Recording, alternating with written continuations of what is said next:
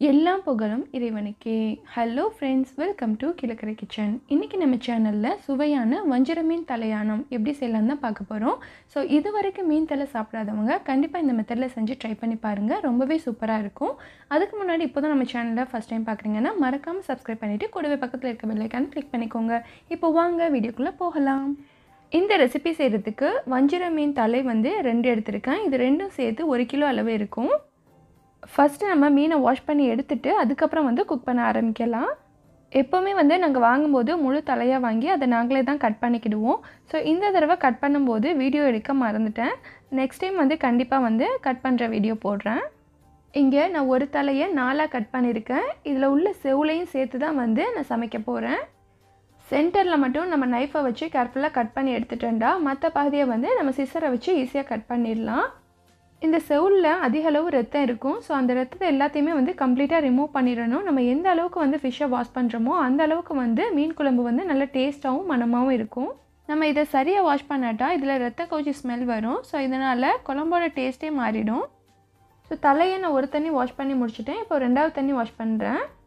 கழுவி கெட்டது கறி, கழுவாமல் கெட்டது மீன் அப்படின்னு சொல்லிட்டு பெரியவங்க பழமொழி சொல்லுவாங்க. நம்ம கறியை 1-2 தண்ணி தான் அலசுவோம். ஆனால் மீனை நல்லா வாஷ் பண்ணால் தான் டேஸ்ட்டாக இருக்கும்.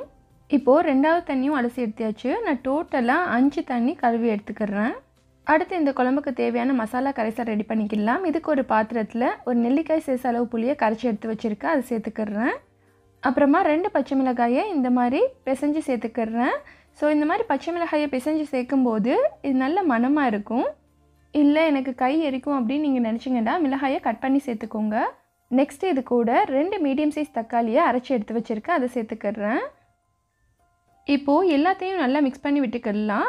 நான் சேர்த்துருக்க தக்காளி லைட்டாக காயாக இருந்ததுனால அதை மிக்சியில் அரைச்சி ஆட் பண்ணியிருக்கேன். இதுவே உங்களோடது பழமாக இருந்துச்சுன்னா அதையும் கையாலேயே நல்லா பிசைஞ்சு விட்டுக்கிடலாம். அடுத்து இதிலேயே 5 டீஸ்பூன் குழம்பு மிளகாய் தூள் ஆட் பண்ணிக்கிறேன். இதுவே நீங்கள் தனி மல்லித்தூளும் மிளகாய்த்தூளும் ஆட் பண்ணுறதா இருந்தீங்கன்னா 3 டீஸ்பூன் மல்லித்தூளும் 2 டீஸ்பூன் மிளகாய்த்தூளும் ஆட் பண்ணிக்கோங்க. இதை லம்ஸ் இல்லாமல் நல்லா கரைச்சி விட்டுக்கோங்க. இந்த குழம்பு மிளகாய்த்தூள் எப்படி பண்ணுன்னு சொல்லிட்டு நான் ஏற்கனவே வீடியோ அப்லோட் பண்ணியிருக்கேன். அதோட லிங்க்கை டிஸ்கிரிப்ஷனில் கொடுக்குறேன், செக் பண்ணிக்கோங்க. அப்புறமா அரை மூடி தேங்காயை அரைச்சி பால் எடுத்து வச்சுருக்கேன். அதையும் இது கூட ஆட் பண்ணிக்கிறேன். இந்த கரைசல் ரொம்ப திக்காக இருக்கிறதுனால இதில் கொஞ்சமாக தண்ணி சேர்த்துக்கிறேன். இப்போ எல்லாத்தையும் நல்லா கலக்கி விட்டுக்கோங்க. இப்போது மசாலா கரைசல் ரெடி ஆகிடுச்சு. அடுத்ததாக நம்ம க்ளீன் பண்ணி எடுத்து வச்சுருக்கிற மீன் தலையை இதில் சேர்த்துக்கலாம். இது எங்கள் பாட்டி சொல்லி தந்த மெத்தட். இந்த மாதிரி தான் அவங்க மீனையே குழம்பு வைப்பாங்க. ஸோ அந்த மெத்தடில் தான் நான் மீன் தலையை குழம்பு வச்சுருக்கேன். இந்த மெத்தடில் நம்ம செய்யும்போது மீன் குழம்பு ரொம்ப ரொம்ப டேஸ்டியாக இருக்கும். இப்போ நம்ம குழம்பு செய்ய ஆரம்பிச்சிடலாம். இதுக்கு ஒரு மண் சட்டி எடுத்திருக்கேன். இதில் அரை டீஸ்பூன் வெந்தயம், அரை டீஸ்பூன் சோம்பு, 4-5 சின்ன வெங்காயத்தை ஸ்லைஸாக நறுக்கி வச்சுருக்கேன். அப்புறம் ஒரு கொத்து கருவேப்பிலை இதை சேர்த்துட்டு லைட்டாக வறுத்து விட்டுக்கோங்க. அப்புறமா தேவையான அளவு கல் உப்பு, கொஞ்சமாக நல்லெண்ணெய் சேர்த்துக்கிறேன். இப்போ எல்லாத்தையும் சேர்த்து இதையும் லைட்டாக வறுத்து விட்டுக்கோங்க. இதில் நம்ம சேர்த்த பொருட்கள் எல்லாமே பொரிஞ்சு மணம் வந்ததுக்கப்புறம் ஒரு பெரிய சைஸ் தக்காளியை கட் பண்ணி சேர்த்துக்கிறேன். நம்ம ஆல்ரெடி இதில் 2 மீடியம் சைஸ் தக்காளியை அரைச்சி ஆட் பண்ணியிருக்கோம். ஸோ இந்த ஒரு தக்காளியை கட் பண்ணி சேர்த்துருக்கேன். தக்காளியை இந்த மாதிரி சேர்த்தா தான் இது நல்ல சுவையாக இருக்கும். அடுத்ததாக நம்ம மசாலா கரைசலில் டிப் பண்ணி வச்சுருக்கிற மீன் தலையை சேர்த்துக்கலாம். தலையை சேர்த்ததுக்கப்புறம் இதை லைட்டாக மிக்ஸ் பண்ணி விட்டுக்கோங்க. இது இன்னும் திக்காக இருக்கிற மாதிரி இருக்குது. ஸோ அதனால் எக்ஸ்ட்ரா இன்னும் கொஞ்சம் தண்ணி சேர்த்துக்கிறேன்.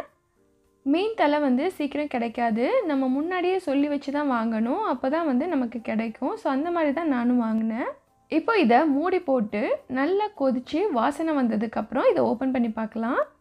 மீன் தலையை எப்படி சாப்பிடணுன்னு தெரியாமல் நிறைய பேர் கீழே போட்டுருவாங்க, இல்லைன்னா வேணான்னு சொல்லிடுவாங்க. ஸோ இந்த வஞ்சிர மீன் தலையை நீங்கள் வாங்கி குக் பண்ணி சாப்பிட்டு பார்த்தா தான் அது எவ்வளோ டேஸ்ட்டாக இருக்குன்னு உங்களுக்கு தெரியும். இந்த மீன் தலையோட எலும்பு அவ்வளோ டேஸ்ட்டாக இருக்கும். இப்போது சுவையான மீன் தலையானம் ரெடி ஆகிடுச்சு. அடுத்ததாக இதுக்கு தாளிப்பு ரெடி பண்ணிக்கிடலாம். இதுக்கு ஒரு தாளிப்பு பேன் எடுத்திருக்கேன். இதில் 2 டேபிள் ஸ்பூன் நல்லெண்ணெய் சேர்த்துக்கிறேன். ஆயில் ஹீட் ஆனதும் இதில் 7-8 சின்ன வெங்காயத்தை நறுக்கி சேர்த்துக்கிறேன். வெங்காயம் முக்கால்வாசி பொரிஞ்சதுக்கப்புறம் இதில் ஒரு கொத்து கருவேப்பிலையை சேர்த்துக்கிறேன். அப்புறம் கருவேப்பிலையும் பொரிஞ்சு வாசனை வந்ததுக்கப்புறம் அரை டீஸ்பூன் காஷ்மீரி சில்லி பவுடர் சேர்த்துக்கிறேன். ஸ்டவ்வை ஆஃப் பண்ணிட்டு தான் இதில் நம்ம சில்லி பவுடர் சேர்க்கணும், இல்லைன்னா கருகிரும். இப்போ இதை லைட்டாக மிக்ஸ் பண்ணி விட்டுட்டு இந்த தாளிப்பை நம்ம ரெடி பண்ணி வச்சுருக்கிற குழம்புல சேர்த்துக்கலாம். நம்ம குழம்பு பார்க்குறதுக்கு நல்ல கலர்ஃபுல்லாக இருக்கணுங்கிறதுக்காக வேண்டி நான் இதில் வந்து சில்லி பவுடர் சேர்த்துருக்கேன். இல்லை எனக்கு தேவையில்லை அப்படின்னு நீங்கள் நினச்சிங்கன்னா இதில் சில்லி பவுடர் சேர்க்காமலும் தாளிக்கலாம். நம்ம மீனை இந்த அளவுக்கு வாஷ் பண்ணால் தான் குழம்பு இந்த கலரில் கிடைக்கும். இல்லைன்னா கருத்த மாதிரி ஆயிரும். டோட்டல் ஆனமே வந்து ஸ்பாயில் ஆயிரும். ஸோ அந்த மாதிரி தப்பை பண்ணிடாதீங்க. ஓகே ஃப்ரெண்ட்ஸ், சுவையான கமகமக்கும் மீன் தலை ஆனம் சூப்பராக ரெடி ஆகிடுச்சு. கண்டிப்பாக உங்கள் எல்லாருக்குமே இந்த வீடியோ பிடிச்சிருக்குன்னு நினைக்கிறேன். வீடியோ பிடிச்சிருந்தா please like, comment, share and subscribe my channel. Thank you.